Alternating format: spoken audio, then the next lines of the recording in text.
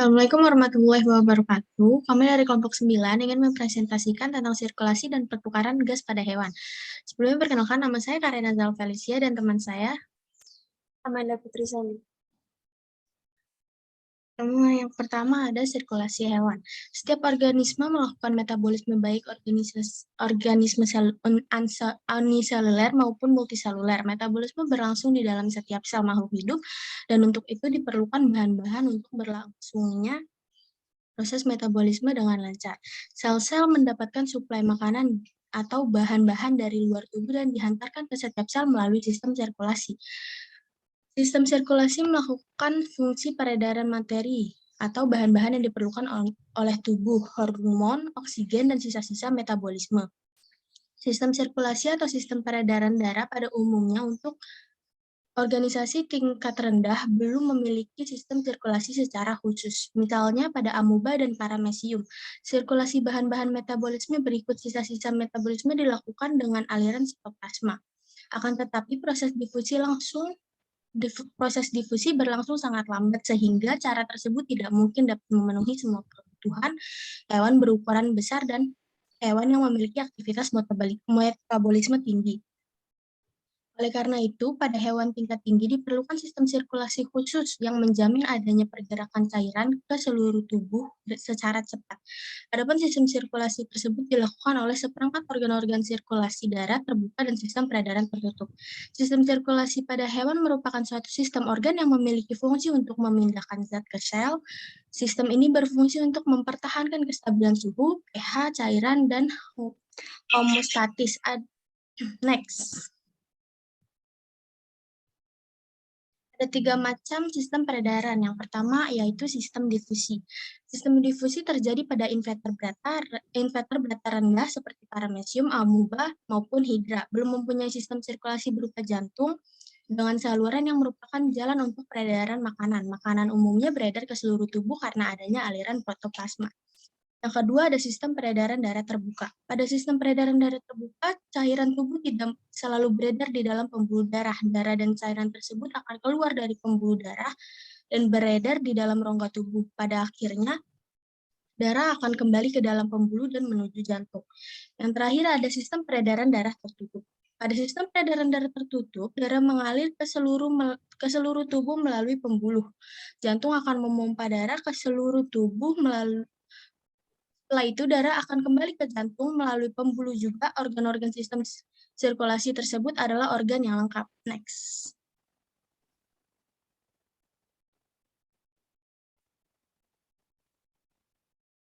Sistem sirkulasi hewan invertebrata. Sebelumnya, apa sih hewan invertebrata?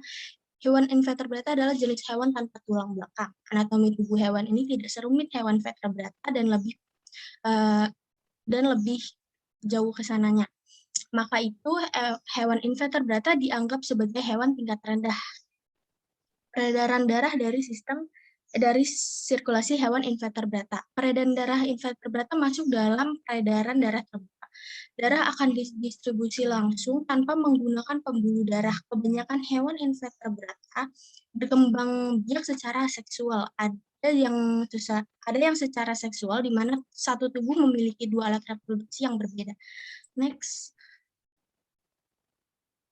Yang pertama ada protozoa.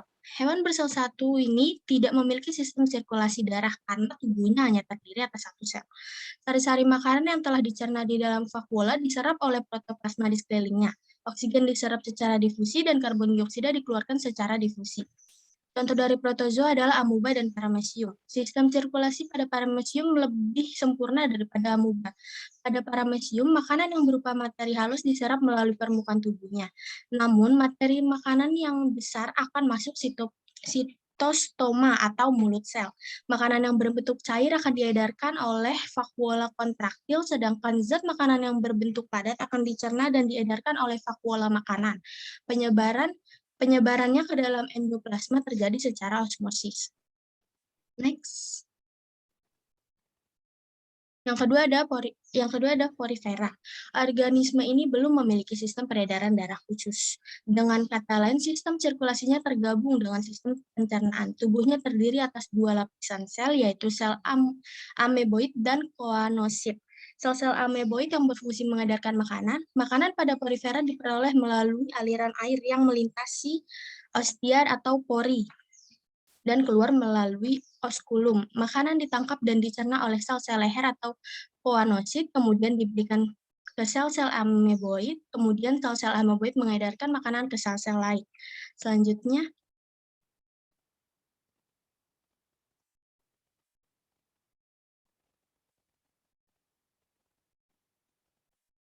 ada Coelenterata. Pada Coelenterata juga belum memiliki sistem peredaran khusus, misalnya hidra. Transportasinya dilakukan oleh sistem gastrovaskuler, yaitu saluran pencernaan yang berfungsi sekaligus sebagai alat peredaran. Saluran pencernaan pada hidra bercabang-cabang dan bercabang-cabang lagi ke semua bagian tubuh. Percabangan ini menyebabkan permukaan dalam saluran pencernaan semakin luas, sehingga saluran ini akan lebih efisien dalam melakukan penyerapan zat sekaligus mengantarkan zat yang diserap ke seluruh jaringan tubuh. Dengan demikian, walau pada hewan ini tidak terdapat sistem peredaran khusus, zat yang diserap oleh saluran pencernaan akan dapat mencapai seluruh jaringan tubuh. Misalnya hidra, makanan yang telah dicerna di dalam rongga gastrovaskuler langsung diserap oleh sel-sel endoderma, penyusun dinding rongga gastrovaskuler. Selanjutnya, sel-sel endoderma memberikan makanan ke sel-sel ektoderma secara difusi dan osmosis. Sisa-sisa makanan dikeluarkan melalui mulutnya. Next. Selanjutnya ada platyheminthes. Pada platyheminthes contohnya planaria, juga belum mempunyai sistem peredaran darah khusus, namun menggunakan sistem gastrovaskuler. Awal mulanya makanan masuk ke dalam usus, selanjutnya dari usus bercabang-cabang ke seluruh tubuh untuk mengedarkan makanan. Percabangan tersebut menyebabkan usus lebih besar sehingga lebih efisien dalam menyerap makanan. Usus tersebut disebut gastrovaskuler yang berfungsi sebagai pencerna makanan dari pengedarnya dan mengedarkannya ke seluruh tubuh. Next. Selanjutnya ada annelida.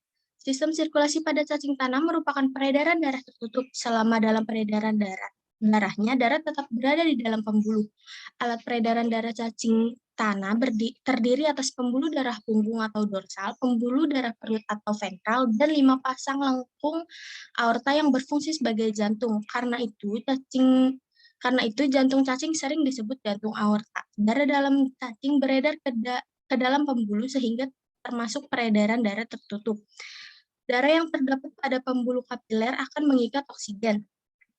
Pembuluh tersebut banyak terdapat pada kulit. Darah yang telah mengikat oksigen ini akan mengalir ke pembuluh punggung, kemudian bergerak menuju lengkung aorta. Jantung aorta pada cacing tanah terbagi menjadi pembuluh darah dorsal dan ventral. Bila pembuluh punggung dan jantung berdenyut, darah mengalir menuju ke pembuluh darah perut, lalu mengalir menuju ke bagian belakang atau posterior, dan selanjutnya kembali ke jantung aorta melalui pembuluh darah punggung. Darah yang beredar mengangkut nutrisi dan oksigen, serta mengambil sisa metabolisme untuk dikeluarkan dari dalam tubuh. Cacing tanah belum memiliki alat pernapasan khusus. Oksigen dari udara bebas berdifusi di dalam darah melalui seluruh permukaan kulit. Dari ini oksigen diangkut oleh darah di dalam kapiler bersama-sama dengan darah yang mengangkut zat makanan dari usus menuju ke pembuluh darah punggung. Selanjutnya darah tersebut dipompakan ke seluruh jaringan tubuh berbeda dengan darah vertebrata yang hemoglobinnya terikat dalam sel darah merah. Hemoglobin darah cacing larut dalam plasma darah. Next. Selanjutnya ada moluska. Pada moluska, sistem peredaran darah terbuka.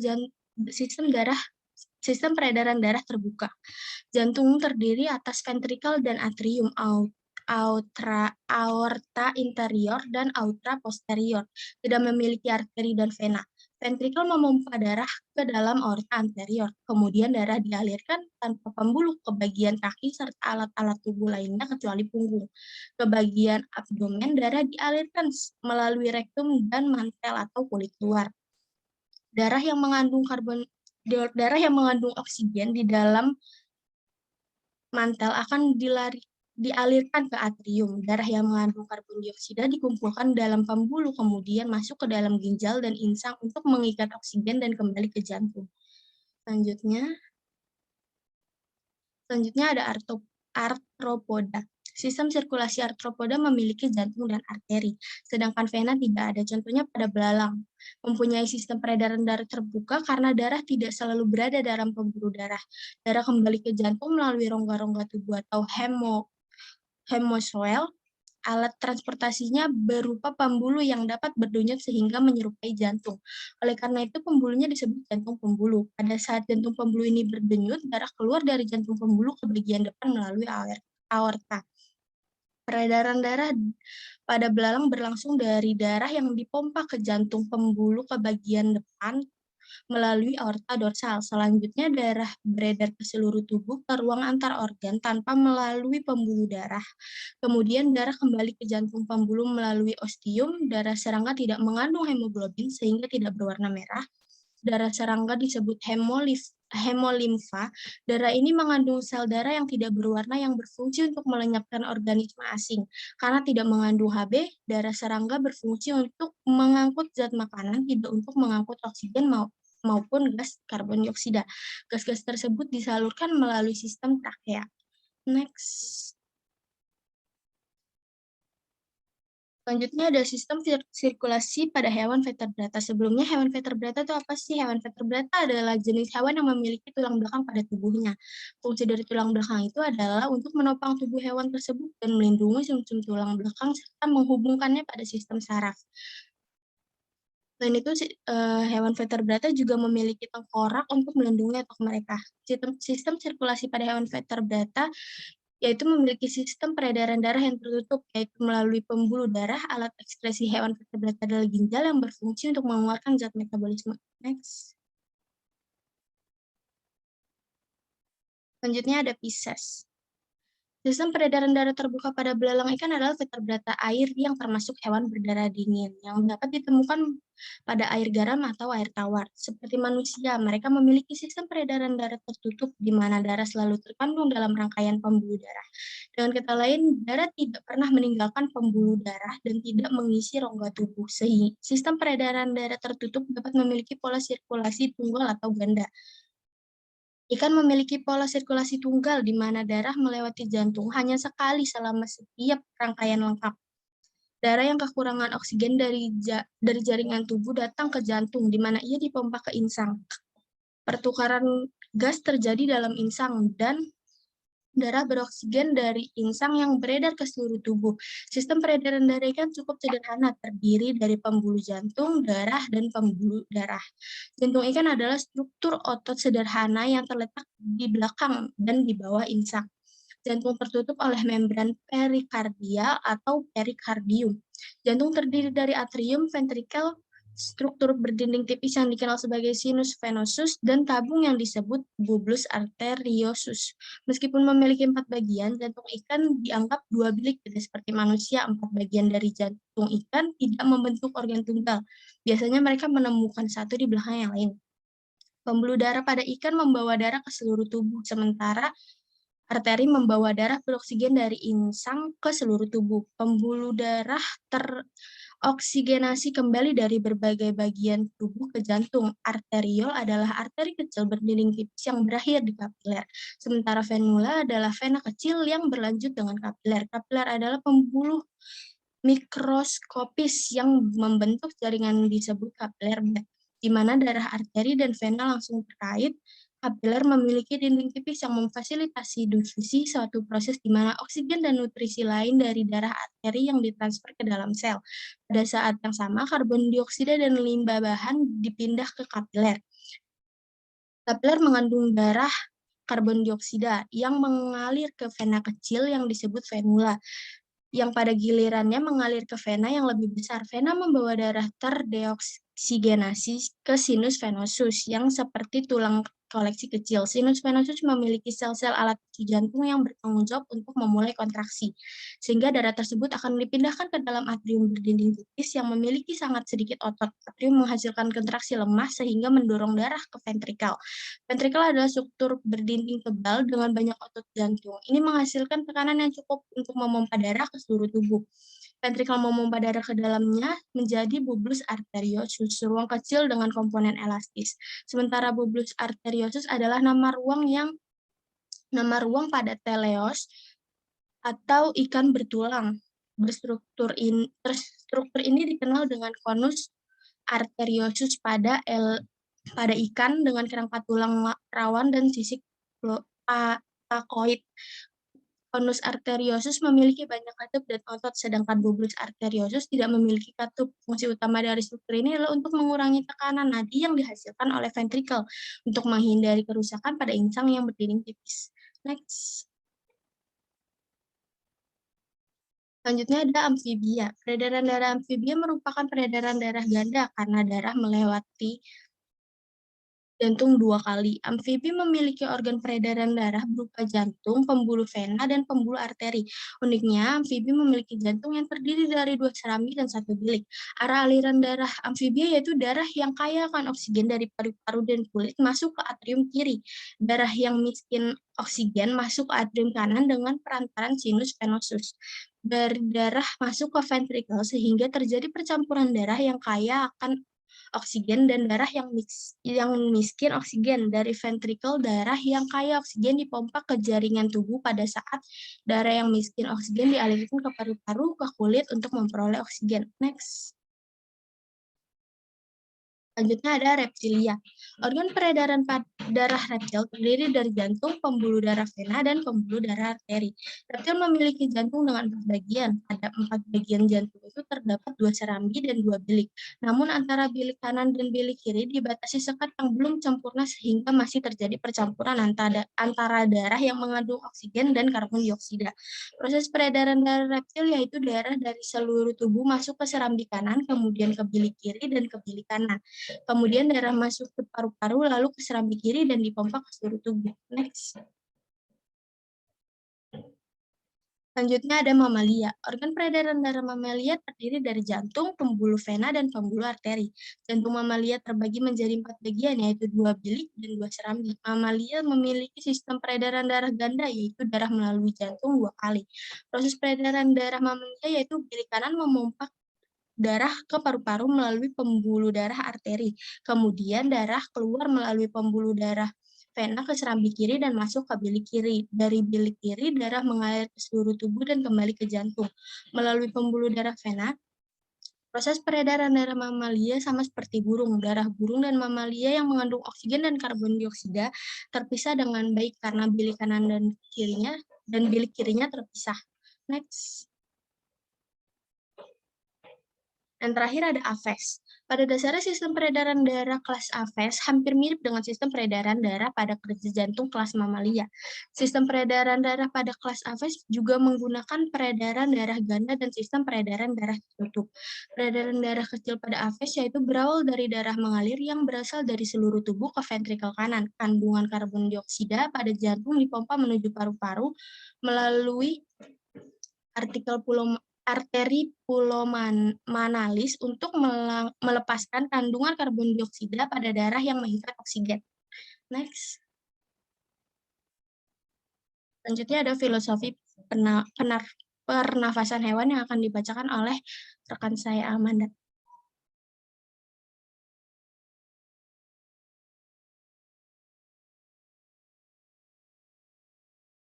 Selanjutnya ada fisiologi pernapasan hewan.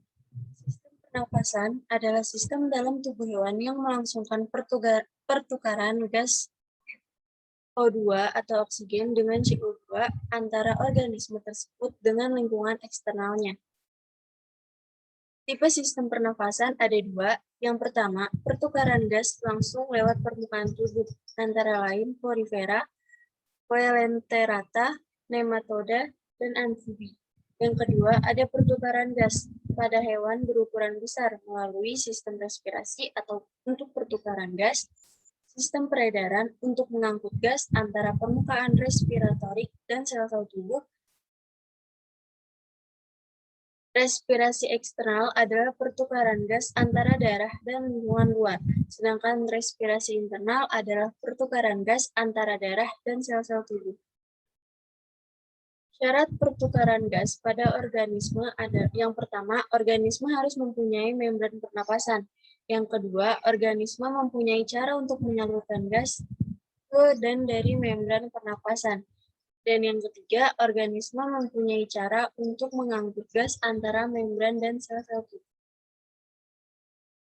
Kecepatan difusi gas dipengaruhi oleh yang pertama tekanan gas, permeabilitas membran pernapasan, luas permukaan membran pernapasan, kecepatan sirkulasi darah, dan reaksi kimia yang terjadi dalam darah. Fisiologis paru, fungsi utama paru yaitu proses respirasi. Proses respirasi adalah usaha tubuh untuk memenuhi O2 untuk proses metabolisme dan mengeluarkan CO2 sebagai hasil metabolisme. Ventilasi, proses masuk dan keluarnya udara melalui saluran napas ke dalam paru-paru meliputi inspirasi dan ekspirasi. Inspirasi adalah proses yang aktif di mana otot pernapasan berkontraksi yang meningkatkan volume intratorakal. Sedangkan ekspirasi adalah proses pasif di mana tidak didapatkan kontraksi otot untuk menurunkan volume intratorakal. Ventilasi alveolar dan ruang rugi. Pertukaran gas terjadi di dalam alveoli ketika udara inspirasi masuk dan terjadi difusi dengan pembuluh darah kapiler. Tidak semua udara inspirasi mencapai alveoli dan berpartisipasi dalam pertukaran gas.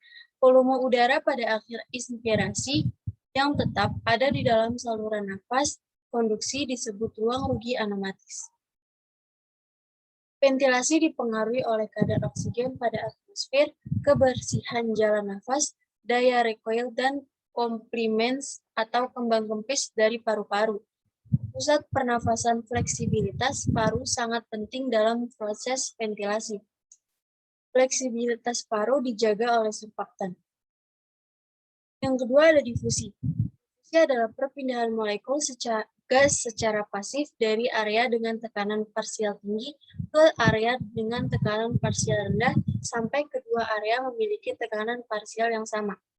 Proses pertukaran gas terjadi karena perbedaan tekanan parsial oksigen dan karbon dioksida antara alveoli dan kapiler paru. Proses difusi di paru terjadi melalui suatu membran alveolokapiler. Yang pertama, cairan yang melapisi membran intraalveolar, sel epitel alveolar, membran basal sel epitel alveolar, jaringan ikat longgar atau ruang interstisial, membran basal endotelium kapiler, plasma darah kapiler, membran eritrosit, cairan intraseluler, dan hemoglobin atau Hb. Yang terakhir ada perfusi. Distribusi darah yang telah teroksigenasi di dalam paru untuk diedarkan ke seluruh tubuh. Lalu aliran darah dalam paru, tekanan lebih rendah kira-kira 1/5 tekanan darah sistematik. Kemudian aliran darah di paru sangat terpengaruh oleh gravitasi bumi. Perfusi basal paru lebih besar dibandingkan perfusi aspek. Sekian presentasi dari kelompok 9. Semoga materinya sudah dicerna. Kurang lebihnya mohon maaf. Wassalamualaikum warahmatullahi wabarakatuh.